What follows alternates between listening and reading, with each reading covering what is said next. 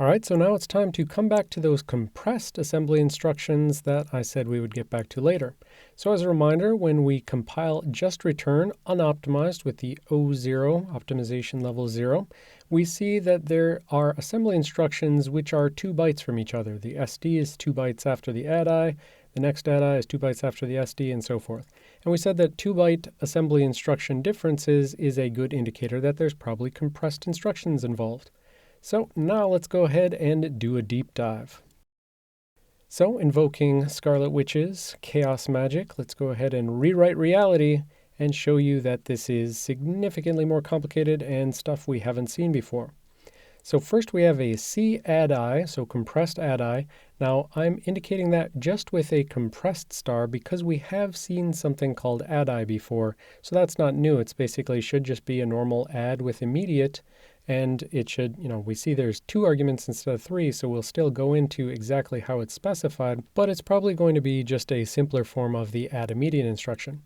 Next, however, we see the C.SDSP.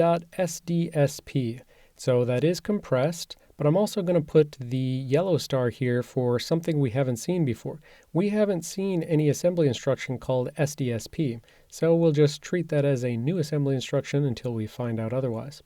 Similarly, we've got C-ADDI for SPN, and we definitely haven't seen anything called ADDI for SPN. Then we have C-move, and that seems to be something we've seen before, just a move, and 2 arguments, A5 into A0, seems like it's going to behave just like a normal uncompressed move, so we'll just call that something we've seen before.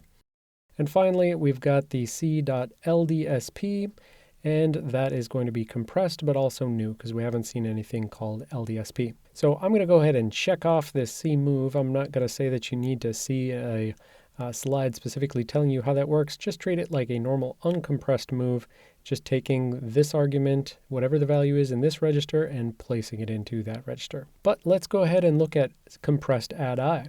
As a reminder, here's what the ADDI looked like. It had 3 arguments, not 2, and it had a source, an immediate 12, which is a sign extended immediate 12, and a destination register. It just added this to that and stored it there. So what is the compressed ADDI? Well, it takes 2 arguments, a destination register and a non-zero immediate 6. So a non-zero sign extended 6-bit immediate. So what is the math here? Well, it's an ADDI, so we've got the destination is going to act as both a source and a destination.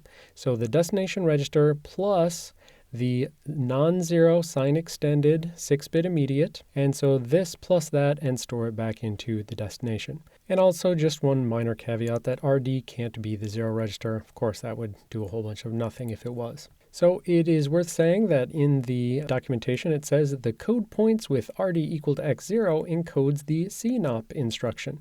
So yeah, that would do a whole lot of nothing, so much nothing that they decided to designate it the compressed no-op instruction. So if normal no-op is ADDI, compressed no-op is actually compressed ADDI.